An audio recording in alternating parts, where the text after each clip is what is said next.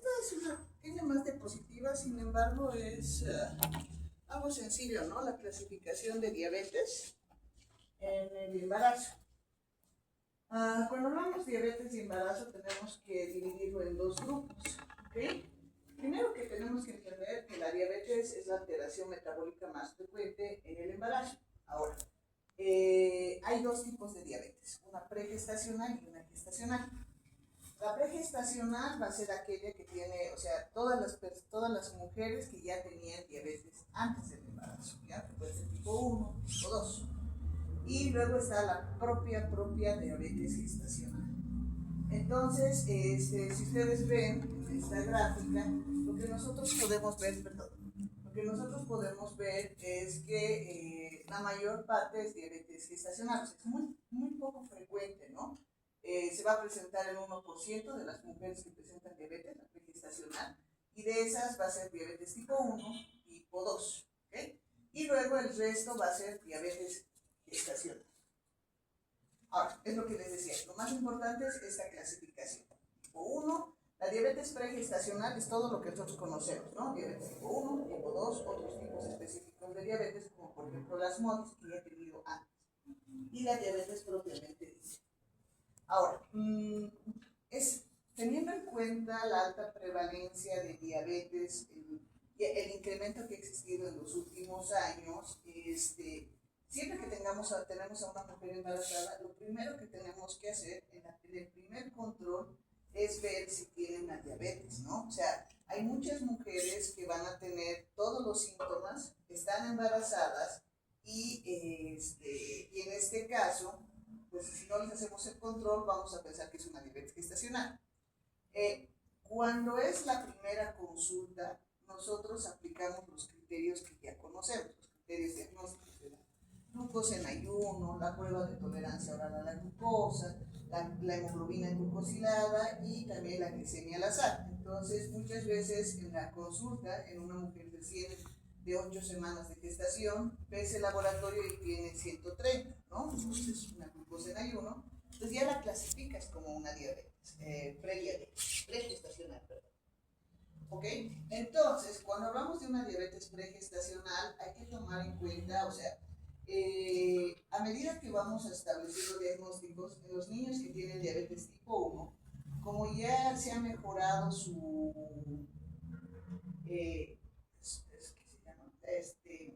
como hemos mejorado la vida, esos niños que antes fallecían, ahorita se van a convertir tarde o temprano en mamás, ¿ya? O mujeres que tienen diabetes tipo 2 a temprana edad también van a ser mamás. Entonces, cuando tenemos una mujer que ya ha tenido el diagnóstico de diabetes, entonces lo importante es que hay que hacer una asistencia clínica preoperatoria.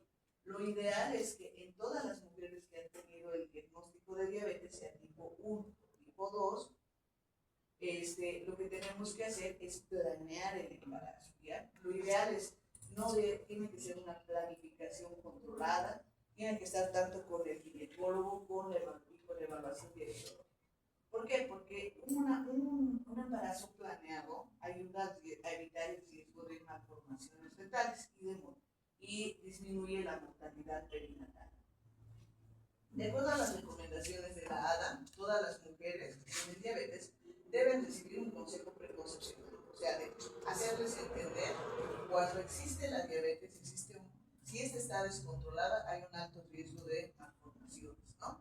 Desde el momento de la menstruación, todas las mujeres son fértiles independientemente de la edad. Entonces, en la adolescencia y de forma periódica se tiene que hacer. Debe incluirse el control de la hemoglobina glucosilada. Si te vas a embarazar, tiene que ser mejor el control, ¿no? Si tenías un 11 o 12, embarazarte es una locura. Lo ideal en este caso es primero bajar la hemoglobina y luego recién embarazarse. Entonces, el control glucémico es algo muy importante. En la historia clínica siempre tenemos que ver la anamnesis detallada. Ustedes saben bien que los pacientes hay que sacar los exámenes, ¿no? O sea, a veces no te dicen que han sido diagnosticados. Ahora, algo muy frecuente es de que te dicen, ay, no, es que alguna vez un doctor me ha dicho que tengo principios de diabetes, ¿no? Entonces, ese principio es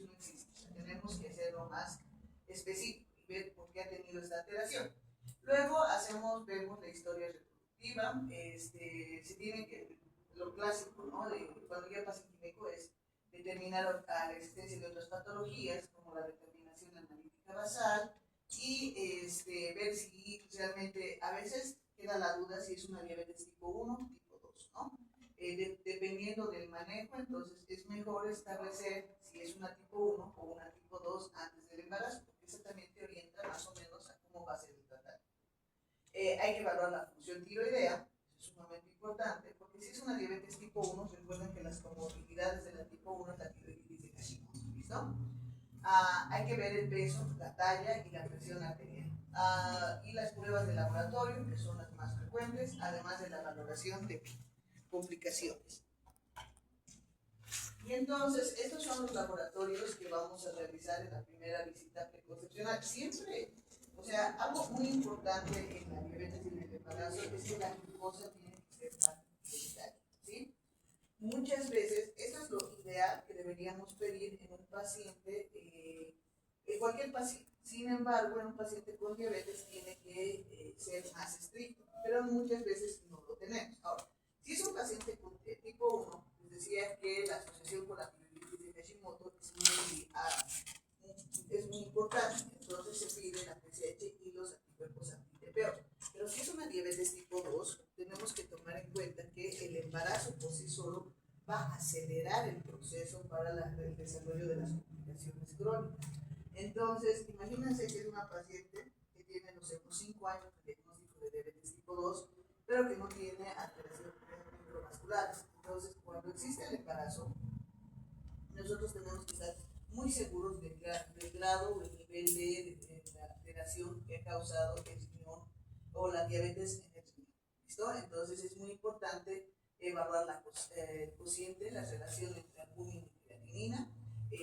Si es que tiene una diabetes de largo periodo, ver una proteinuria de 24 horas. El fondo de ojo es sumamente importante y la valoración cardiológica, porque los pacientes con diabetes tienen mayor riesgo de factores cardiovasculares. ¿Listo? Lo que más es importante también es que hay que evaluar qué pacientes tienen alto riesgo, como los niveles de hemoglobina glucosilada más de 10. O sea, hay mujeres que tienen más de 10, 14, y eso nos va a llevar primero a amenazas de abortos, amenazas de parto prematuro, y creo que lo más complicado es la presencia de malformaciones. Entonces, en las mujeres con diabetes nosotros tenemos que controlar. Y si hay antecedentes, a veces nos toca pacientes súper complejas, embarazada, con diabetes, insuficiencia renal y mal control metabólico, ¿no?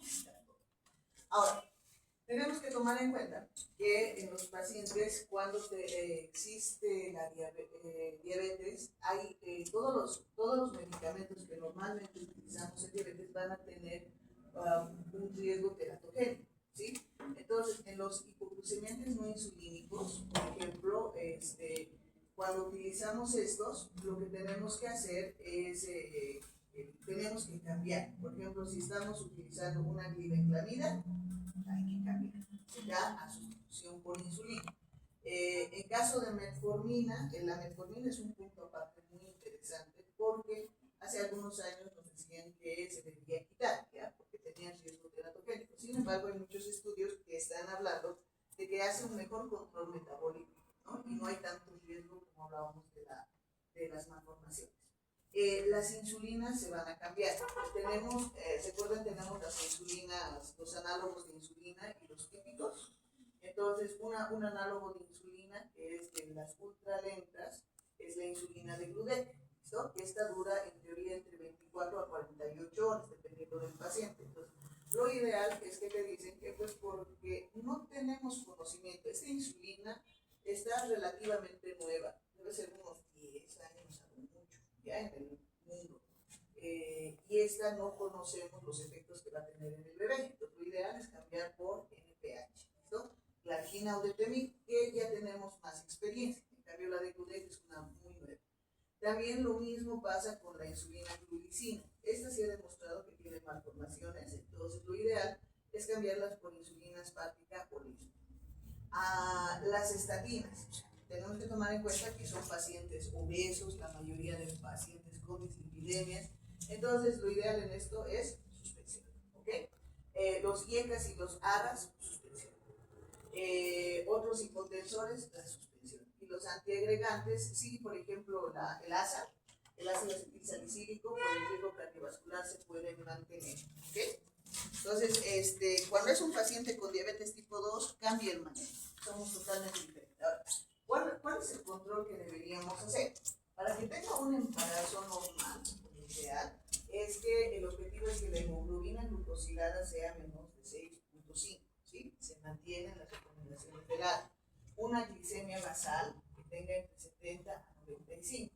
Y una postprandial a la hora de 100 a 140 y postprandial a las 2 horas de 90 a 120. Estamos hablando de que en una mujer embarazada no nos conformamos con un solo control de glicemia cada 3 meses. Esto te habla de que lo ideal es que en una misma paciente deberían ser unos 4 o 5 controles en el mismo día, porque te está hablando de cómo es su control de glucosa después del almuerzo, a 1 a 2 horas. Y por ejemplo, si es una paciente con diabetes tipo 1, la paciente con diabetes tipo 1, los requerimientos de insulina son menos, ¿no? O sea, digamos, si una mujer utiliza, no sé, 60 unidades de insulina por día, cuando tiene diabetes se muestra como una insulinosensibilidad y entonces empieza a bajar a 40 o a 50, ¿sí?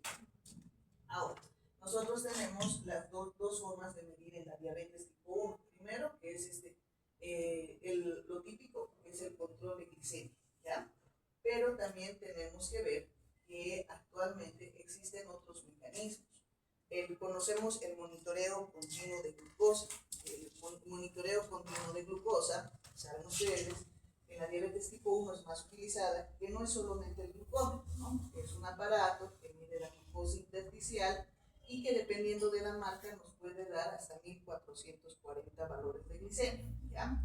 Entonces, lo que hacen, generalmente ustedes ven que en el glucómetro yo me pincho ahorita y me puedo pinchar en la tarde y lo vas a registrar, ¿ya? Son solo 3 días que va a registrar el glucómetro. El monitoreo continuo de glucosa te lo registra todo el tiempo, te lo va a registrar 15 días. Entonces, lo que se hace aquí ya no se mide el control solo de glicemia, medimos el TIR, que es el valor objetivo, el valor bajo y el valor peligroso, ¿no? Entonces, es algo así como esto. En el TIR, este es el rango, el objetivo en rango. Entonces, tú pones y dices, lo ideal es que quiero que sea de 70 a 180. Tiene que ser el 70% de sus controles de glicemia en este valor. Solo podemos permitirnos un riesgo de hipoglicemia menos del 4% y una hipoglicemia extrema menos del 1%. Las hiperglicemias más de 250 sobre el 5%. Entonces, cuando tenemos a las mujeres embarazadas, ellas ya saben manejar esto, porque tienen diabetes tipo 1. Se han acostumbrado a hacer controles de glicemia más de 7 a 10 veces y manejan estos valores. Entonces, el control de glicemia ya no es solo con el glucómetro y hacerse controles aislados.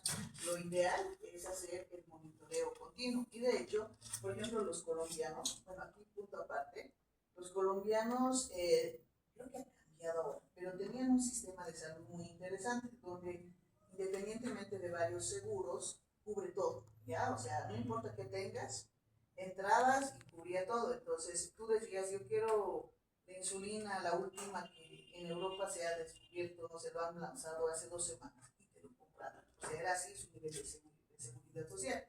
Entonces, parte del seguro de Colombia es que a los pacientes con diabetes les hacen monitoreo continuo de glucosa que el gobierno paga, ¿ya? Y porque los colombianos son los que tienen más experiencia en Latinoamérica sobre el manejo de mujeres embarazadas con monitoreo continuo, y ellos son los que han visto que pues un buen control como este, o sea que en el rango en un 70% da mejores controles de resultados en el pecho. ¿Listo?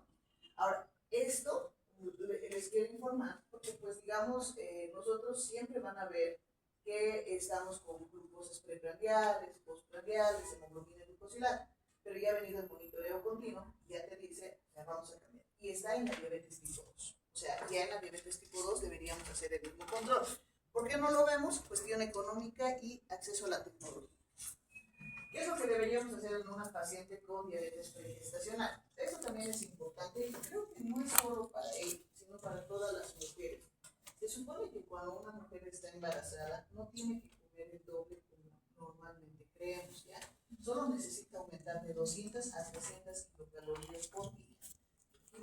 como una comida, una merienda más, ¿ya? Para completar los requerimientos. Entonces, eso es muy importante porque en nuestra cultura lo más básico o es más frecuente decir, ah, está embarazada, tienes que alimentarte bien, ¿no? Y cuando hablan de alimentarse bien, hablan de cantidad, no de calidad.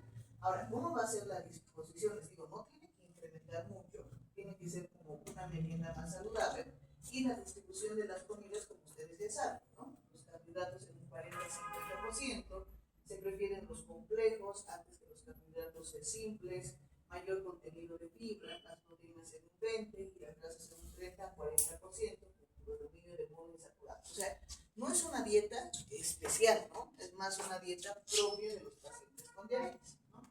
El ejercicio físico moderado es muy importante. Tal vez es algo que incluso ustedes, si se dan cuenta, van a ver en las mujeres embarazadas que no tienen diabetes, no hacen ejercicio. No tenemos la cultura de hacer ejercicio. Y cuando ven en otros lugares, pues ya todo el mundo hace ejercicio, ¿no? Entonces, cuando está una mujer embarazada, ¿qué es lo que hacemos primero? No camines, quédate quieta, quédate en descanso, y si tiene diabetes, imagínense, le dan más comidita, va engordando, y el aumento de ese peso va a aumentar la hipertensión, el mal control metabólico y las malformaciones. ¿Listo? Hay que hacer un control, autocontrol de modificación de la insulina. Eso me llama mucho la atención porque en el hospital de niños nosotros tenemos, yo no veo a las mujeres embarazadas, yo veo los productos, ¿no?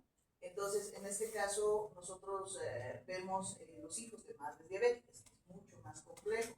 Y cuando hablas con la mamá, son mujeres que tienen diabetes tipo 2, que han sido diagnosticadas 5 o 6 años, y cuando le hablas y le dices cómo ha sido su control, porque eso es lo que te interesa, el nivel de, por ejemplo, su hemoglobina glucosilada, no le voy a pedir un monitoreo, pero cómo estaba tu hemoglobina glucosilada no tienen idea. Intentan hacer un control con una glicemia, y es real, de cada 3 meses. O sea, un control de glicemia cada 3 meses. Imagínense, eso es ridículo. Entonces, lo ideal es que en ellas nosotros tenemos que hacer, si estás embarazada, quiero que tu producto salga bien, entonces necesitamos hacer los controles de glicemia. Te voy a cambiar, si eres una paciente con diabetes tipo 2, te voy a cambiar una sulfoniluria y voy a utilizar insulina. Y la insulina va a causar hipoglicemia. Y eso necesita mayor control. Entonces necesita por lo menos unos 2 o 3 controles diarios. ¿Sí? Ojo, súper importante el control oncológico. ¿Okay? En las mujeres con diabetes, el riesgo, la progresión de la retinopatía diabética es mayor. ¿No? Entonces, el examen del ojo tiene que ser antes del embarazo, porque se supone que cuando son diabéticas, nosotros tenemos que hablar de una planificación. Entonces, parte de la planificación es la evaluación del control oftalmológico y después a las 28 semanas. ¿Sí? ¿Qué tendríamos que hacer en el puerperio? Una mujer con diabetes, o sea, esto sí, aunque parezca chistoso, es lógico, pero a veces nos olvidamos. En el puerperio, la lactancia materna. ¿Saben qué? La lactancia materna no es porque sea pediatra, pero en la lactancia materna es protector tanto para la mamá como para el bebé. ¿Listo? Les va a ayudar a los dos. Al bebé le va a ayudar con ciertas hormonas que ayudan a regular su peso hasta una vida futura. Y a la mamá, lo más importante, le va a ayudar a bajar de peso. ¿Sí? Algo que, o sea, ustedes van a ver que muchas mujeres les dicen, después del embarazo no he podido bajar de peso, ¿no?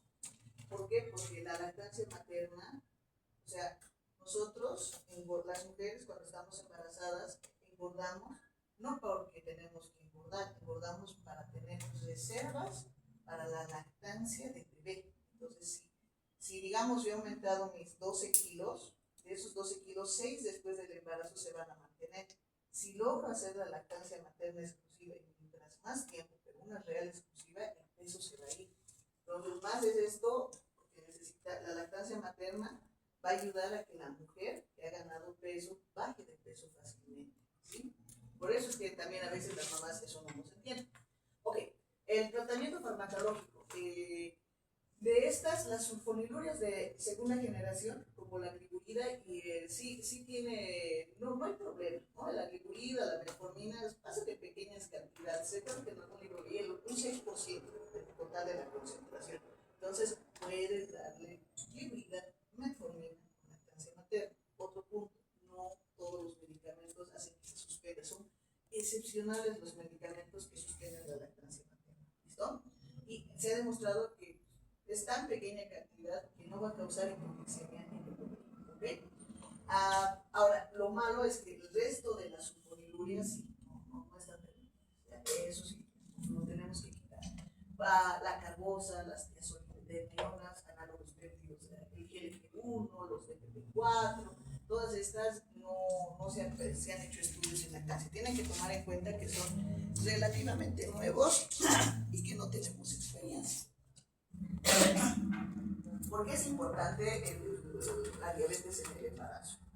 En la mamá, porque va a acelerar las complicaciones crónicas, ¿sí? Las microvasculares, las macrovasculares. Pero lo más importante, bueno, es el bebé. En el bebé, los malos controles metabólicos causan aborto espontáneo.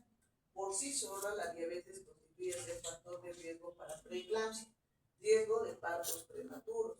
La coexistencia de la obesidad incrementa la intensidad de, o sea, si era, digamos, preeclampsia o, digamos, la señora era una hipertensa, la diabetes va a aumentar la hipertensión, mayor control, y eso va a aumentar el riesgo en el embarazo, ¿ok? La retinopatía, si tienen, puede empeorar. Hay muerte fetal, o sea, los mortinatos son más frecuentes, y las malformaciones congénitas. Generalmente las malformaciones congénitas son de la línea media. Puede haber visceromegalia, hepatomegalia, el páncreas, hay una hiperplasia de las células beta, puede haber trombosis de la vena renal, malformaciones a nivel del sistema nervioso central, hidrocefalia o malformaciones más graves, el distrés respiratorio, cardiomegalias, puede haber el colon izquierdo hipoplásico, agenesia lumbosacra. O sea, estamos hablando de cosas bien severas, malformaciones muy importantes, además de la macrosomía y la obesidad, y estas enfermedades que conllevan a un riesgo inmediato o uno crónico, ¿sí? Entonces hemos tenido hidrocefalias, hemos tenido cardiópatas, pero unas cardiopatías horribles. Pero estas son las malformaciones a nivel, o sea, cuando el bebé nace, hay complicaciones inmediatas, ¿no? Digamos, la macrosomía va a causar hipoglicemia, va a causar policitemia, causa hipocalcemia, y la inmadurez del aparato pulmonar hace que tengan más riesgo de necesitar surfactante, como si fueran muy prematuros, ¿no? Entonces, eso aumenta la mortalidad del bebé. Y luego hablamos de complicaciones más crónicas, como las malformaciones, digamos, una cardiomegalia, una afectación del sistema nervioso central. Entonces, eso aumenta más. Pero aparte de eso, el hijo de madre diabética aumenta el riesgo de obesidad. ¿Por qué? Y esto es interesante, ¿no? O sea, cuando nosotros tenemos una mujer que está embarazada, vamos a ver que tiene diabetes tipo 2 con una alteración de los líquidos, del manejo de líquidos, de glucosa, además de obesidad. Todo eso hace que haya un aumento de un ambiente inflamatorio y metabólico adverso. Por ejemplo, algo interesante es que la obesidad es un proceso más inflamatorio, ¿ya? Hay una liberación de citocinas que es como un proceso inflamatorio crónico. Entonces, a esto se refiere este proceso que el bebé es sometido inmediatamente, y eso lleva a una programación fetal, que se llama, hay una enfermedad cardiometabólica y hay una obesidad y diabetes tipo 2 de riesgo. ¿Se acuerdan ustedes cuando hemos visto diabetes tipo 2? ¿A quiénes deberíamos hacer tamizaje, no? Entonces dices a las mujeres que tienen diabetes gestacional, a las mujeres que tienen macrosomía. Y cuando dices el bebé, si el bebé ha sido macrosómico, también es un factor de riesgo para que ese bebé llegue a tener diabetes en el futuro, ¿ok? Entonces, esto nos determina una obesidad infantil.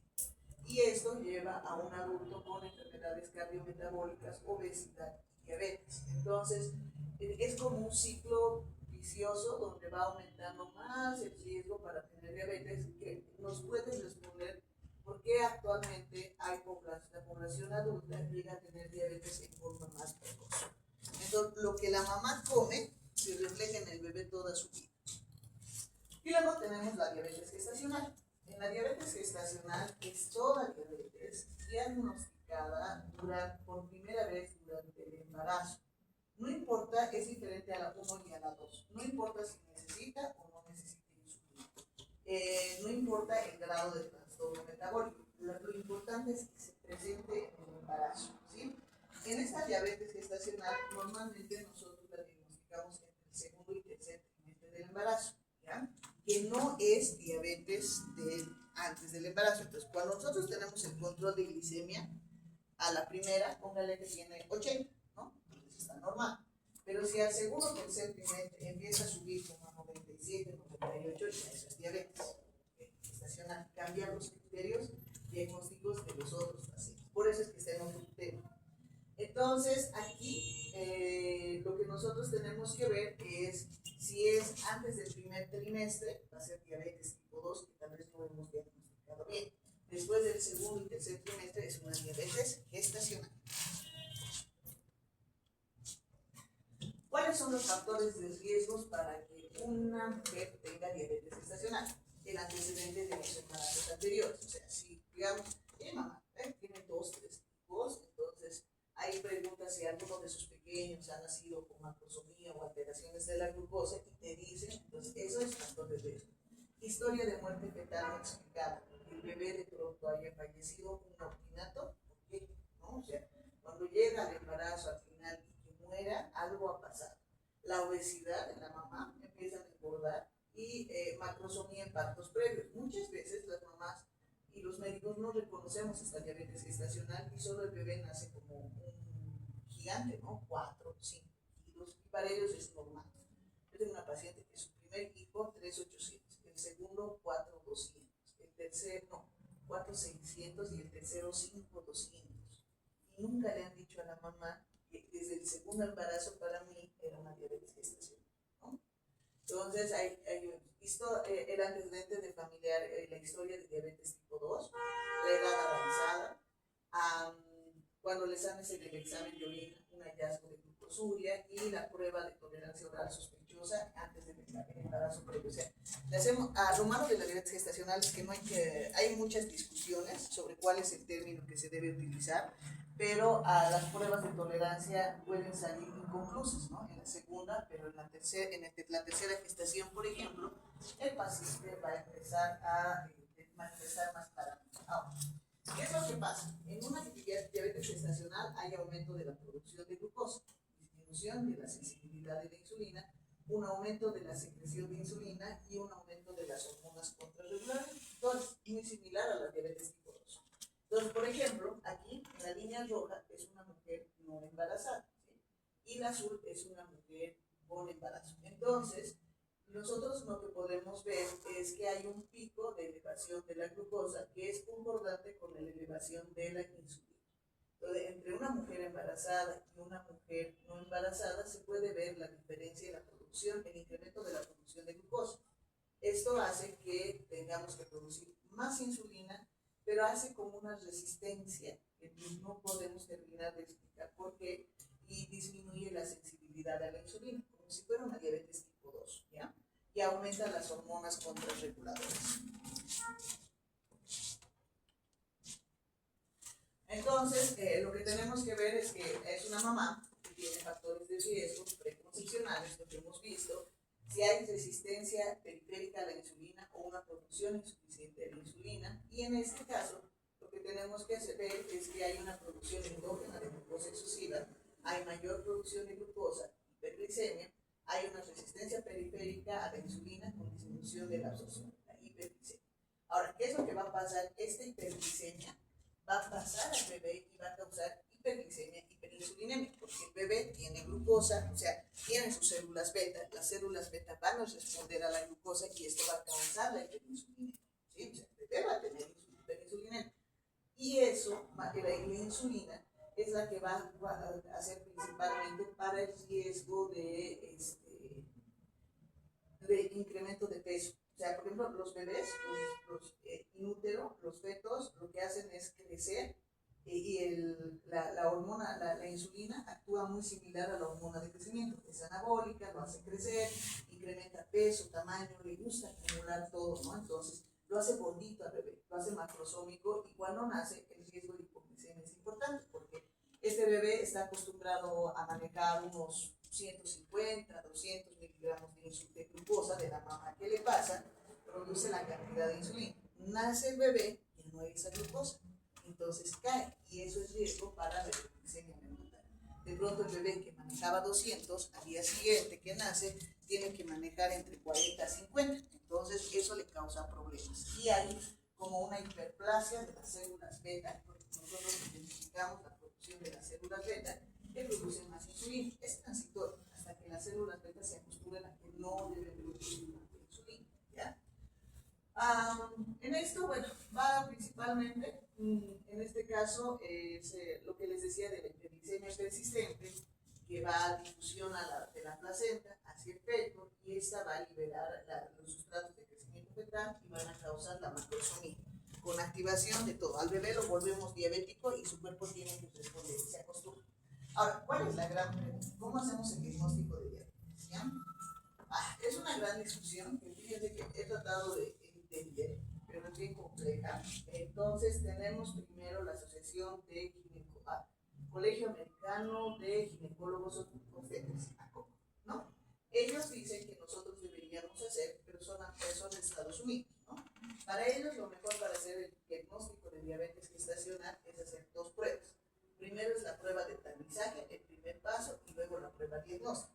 No, esto no nos va a servir ahorita, pero siempre les van a preguntar en qué consiste el test de consulta, ¿ya? Tal vez en el examen, tal vez más después, porque es una pregunta clásica, ¿ya? Es algo que tenemos que saber, aunque no lo utilizamos, ¿sí? En la prueba de test, tamizaje de test o Sullivan, le damos a la mamá, a la mujer embarazada, 50 gramos de glucosa, no va a requerir ayuno. Le haces el control de glicemia a la hora. Y si está arriba o igual a 140, hay que hacer una prueba diagnóstica. Ese es el paso, ¿no? Si es menos de 140, no le das nada. Ahora, el gran problema que creo que nosotros tenemos es que darle a las mujeres embarazadas los 50 gramos en nuestra situación es bien complejo, ¿no? Si ni siquiera es glicemia, tamizaje menos, vamos a hacer 50 gramos. Luego, haces la prueba de tolerancia con 100 gramos, ¿ok? En esta requiere ayuno de al menos 8 horas. Le das 100 gramos de glucosa, luego mides la glicemia en 4 tiempos. Ayuno 90, arriba de 90, igual o mayor a 95 es positivo. A la hora es igual o mayor a 180, a las 2 horas igual o más a 140 y a las 3 horas igual o mayor a 140. El diagnóstico tiene que ser si dos de estos valores umbrales exceden, ¿sí? Como les digo, estos criterios van variando, depende de la escuela. Este es de la Academia de Ginecobstetras. Esta es la de la ARA, ¿no? La de la ARA dice, no, ¿sabes qué? 2 pasos es súper complicado, lo mejor es hacer un paso. Primero, la estrategia de un paso. Hay 2 estrategias, ¿no? La que les contaba, la que les decía la anterior, pero también hay otra donde dicen, mejor haremos una prueba de tolerancia de 65 gramos, nada de 50. Si estamos utilizando 50, 100 y ahora 75. Y le mediremos la glucosa en ayuno, a la hora y a las 2 horas entre las 24 y 28 semanas de gestación. Y aquí lo que vamos a hacer es que si es en ayunas 92, a la hora 180 y a las 2 horas 153. Discusión, 95 ellos, 92 los de A. Y aunque no se crean, esa es la pregunta del millón, ¿a cuál le hacemos caso? Pero tienen que tomar en cuenta cuánto es el nivel de glucosa en ayuno para el diagnóstico de diabetes. 126. Por un punto nos fallamos. O sea, si dicen usted 125 está mal la respuesta. 126, pero en una mujer embarazada menos de 100 es criterio diagnóstico. O sea, cambia todo. Por eso es que en la clasificación de diabetes es tipo 1, tipo 2, otro tipo de diabetes y diabetes gestacional. El criterio de las diabetes gestacionales son diferentes a las otras 3. Aquí cambiamos, ¿ya? ¿Por qué? Porque hemos visto que hay una disminución de la sensibilidad. El problema es que nosotros vemos, el 126 no ha sido que nos hemos agarrado y hemos dicho un día, 126 y le pondremos diabetes y punto, ¿no? No, se han hecho estudios de seguimiento, más de 20 años, donde han visto que los pacientes con diabetes tipo 1, cuando tienen más de 126, tienen riesgo de retinopatía. Por eso es nuestro punto de corte, ¿ya? O sea que menos de 126 quiere decir que voy a tener menos riesgo de retinopatía. Más de 126 voy a tener retinopatía. Por eso es nuestro punto. Ahora, lo que han hecho acá es también ver los niveles de glucosa para ver cuál es la que va a afectar al nivel. Pues por eso es que les digo, la discusión es 92 o 95. Entonces, en esta, ahora, la ALAC, es otra asociación, la Latinoamericana de Diabetes, dice, para nosotros es complejo, son somos latinos, los latinos no vamos a hacer las pruebas porque nuestro sistema sanitario es muy complejo, entonces pondremos nuestro propio punto, ¿no? Entonces ellos dicen, haremos solo 2 determinaciones de la prueba, en ayuno y a los 120 minutos, en ayuno 100 y a las 2 horas 140, ¿no? Si dice, si hay 2 valores en ayuno patológico, se tiene que repetir la prueba, ¿ok? Pero lo importante, ahora, eso sí tienen que saberlo porque les van a decir qué dice la LAD, qué dice la ADA, qué dice el Colegio Americano, ¿no? O sea, o qué es la prueba de test o SULIO, ese es diferente. Y entonces me encontré esta que es mucho más fácil para nosotros que necesitamos hacer un algoritmo rápido. Haces la mujer embarazada, haces la primera consulta, la glicemia en ayunas, hemoglobina glucosilada o glicemia en la sangre, ¿sí? Si la glucosa en ayunas está arriba de 126, básico. Esto, o la hemoglobina glucosilada está a 6.5, o la glucosa al azar más de 200. ¿Se acuerdan que estos son los criterios de una diabetes? Esto es diabetes, tratar como diabetes pregestacional. ¿Listo? Si la diabetes está entre igual o mayor de 92 y 126, hay que vigilarla. Y ese es nuestro principal error, ¿ya? Porque nosotros creemos que las mujeres embarazadas tenemos que utilizar el mismo criterio que las mujeres con diabetes. Si está en 95, hay que tener cuidado. Esto puede ser bien. Entonces, ¿qué es lo que tenemos que hacer? De uno o más valores alterados y diabetes gestacional. Si digamos está en 100, este está más fácil, ¿no? 100, este es diabetes gestacional. Si la glucosa está menos de 92, aquí es lo que nos dicen, haremos una prueba a las 24 a 28 semanas. Una prueba de tolerancia oral a la glucosa con 75 gramos, nos iremos con la LACT. Esta es una de Perú, ya, que me gustó mucho, porque creo que es la más clara de todas. Y entonces dice que en esta, en ayunas, si está 92, a la hora 180, a las 2 horas 150. Si está en ayuno, más de 126, pero después de las 24 semanas, diabetes. ¿Okay? Entonces, ¿cuál es la conclusión?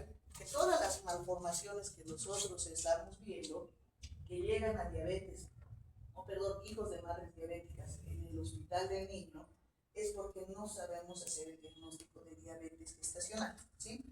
¿Cuál es el problema? Que en los CLAPS, ustedes van a ver, las de las mujeres embarazadas, solo te piden un control de glicemia y no te dicen en qué fecha, ¿no? Y si el valor, y lo siguen tomando los valores de los criterios diagnósticos, o sea, menos de 100, menos de 126. Entonces, no estamos haciendo el diagnóstico y pocas mujeres llegan a hacer la prueba de tolerancia oral a la glucosa. Entonces, la consulta, la glicemia en ayunas, luego si está alterado, tenemos que hacer la prueba de tolerancia a la glucosa y de acuerdo a eso evaluamos. ¿Ok? Esta es una de las cosas. Pero lo más importante es ver.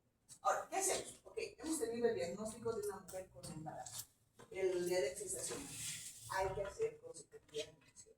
La dieta es muy importante. Más, si bien es importante la tipo 1, tipo 2, es más importante la gestacional. Muchas mujeres, aquí sí, pueden manejar la diabetes, hacer un buen control solo con la dieta, ¿ok? Pero es una dieta que no es estricta, no es restrictiva, porque la mujer tiene que incrementar peso. Tiene que ser una dieta rica en frutas, vegetales, legumbres, y si se le prohibió, y así se le prohíbe el azúcar, tiene que estar disminuido la cantidad de carbohidratos, el cambio del estilo de vida, tiene que hacer ejercicio, 250 minutos está permitido en una mujer embarazada. O sea, el hecho de que esté embarazada no quiere decir que no haga ejercicio. De hecho, una buena actividad física ayuda. De acuerdo al Colegio Americano de Obstetras, lo que tenemos que hacer es la educación sobre dieta y ejercicio, monitoreo de glucosa capilar. Nuestro objetivo es que la glucosa en ellas tiene que ser menos de 95 y las postprandiales menos de 140 a la hora y a las 2 horas menos de 120. ¿Qué es lo importante? Que tiene que verlo el endocrinólogo cada semana o cada 15 días para hacer consulta y un ajuste del plan de manejo. En la farmacoterapia, lo ideal, además de cambios del estilo de vida, primera línea, insulina. Lo mejor es cambiar a insulina. Puede ser una alternativa, dependiendo del paciente, la metformina o la bilirrubina, ¿ya? Y el monitoreo fetal, que eso es el bienestar fetal a partir de las 32 semanas. Y hacer una planificación del parto. Entonces aquí nos metemos el endocrinólogo y el ginecólogo. Y además el pediatra, ¿no? Hay una especialidad que se llama medicina perinatal, ya que lo hace tanto el ginecólogo como el pediatra. La parte clave a la mitad, o sea, al bebé al momento de nacer y dar a la mamá. ¿Qué es importante también? Ustedes van a ver que lo vea el incremento de peso. Si bien hemos dicho que las recomendaciones nutricionales es lo más importante, tenemos que ver cuánto gana de peso. No es engordar mucho. Se supone que tenemos las recomendaciones generales para el incremento de peso son de 12 a 16 kilos, de acuerdo a la OMS, por el embarazo, pero depende del índice de masa corporal. Si tiene más de 30, ¿qué es criterio? Si es más de 30, ¿qué es? Obesidad. Entonces no le voy a decir a la señora que aumente sus 12 a 16 kilos, ¿no? Tiene que aumentar de 5 a 9, pero tiene que ser con alimentación saludable, porque el bebé va a necesitar eso, ¿sí? Eso es muy importante, o sea, no engordas porque tienes que engordar. Los objetivos van a ser, como les decía, menos de 120, postprandial a la hora menos de 140 y a las 2 horas menos de 120.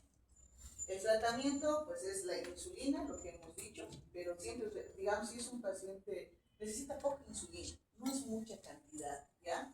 Y a veces hay resistencia a la insulina, entonces a veces podemos utilizar como un diabético tipo 2 cada 24 horas, o podemos utilizar cada 12 horas, ¿ok?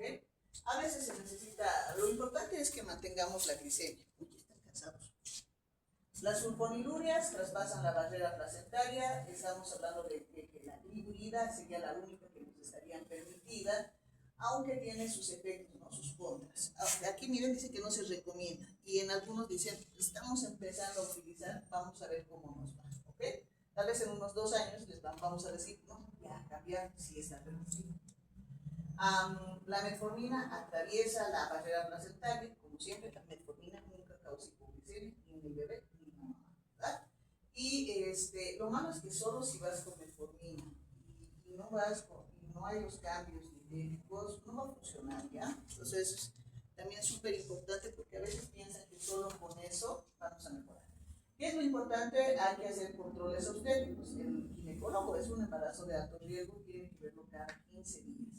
Y aparte el endocrinólogo, ¿no? Lo ideal es que sea un bebé que llegue a término, porque a veces las macrosomías amenazan para un parto pretérmino. Hay que ver si hay antecedentes de complicaciones en el embarazo, ¿no? Es un bebé que cada rato hay que vigilar. Y la terminación, lo ideal es que se utiliza uso de insulina, buen control metabólico, que termine a las 39 semanas, idealmente que llegue hasta las 40, es mucho mejor. No queremos, no se maneja se aconseja la inducción del parto, a veces cuando son muy macrosómicos, o sea, más de 4 kilos, en una mujer con diabetes, mejor es cesárea electiva, ¿ya? Van a ver ustedes cuando roten internado, todo va a ser cesárea. Es raro que vean partos. Ya, entonces los requerimientos de insulina deben ser evaluados tanto en la mamá como en el bebé. ¿Por qué? Porque si estoy utilizando la insulina y hay una resistencia de insulina cuando nace el bebé, cae. Entonces las mamás de pronto hacen hipoglicemia porque es exagerada la insulina. Entonces a la mamá después del parto se debe de vigilar, ¿ya? Y hacer controles periódicos y ajustes de la insulina. Lo que decíamos de las complicaciones, está no hay problema. Y lo importante, una vez que el bebé nace, hay que hacer la reclasificación, ¿sí? ¿Por qué? Porque si es una diabetes gestacional, es temporal, ¿no? Va a desaparecer hasta las 8 semanas. Si persiste, ya se va a volver en una diabetes tipo 2, normalmente. Entonces, a las 8 semanas del puerperio, tenemos que hacerle de nuevo la glucosa y la prueba de tolerancia oral a la glucosa. Y aquí vamos a utilizar los criterios que ya conocemos, ¿ok? Los criterios normales, comunes y corrientes. ¿Cómo deberíamos hacer? Siempre tienen que tomar en cuenta, una mujer con diabetes gestacional tiene el riesgo de ser una potencial diabetes tipo 2 en cualquier momento de su vida. ¿Qué tenemos que hacer? A la mamá le tenemos que decir de este riesgo, tenemos que ver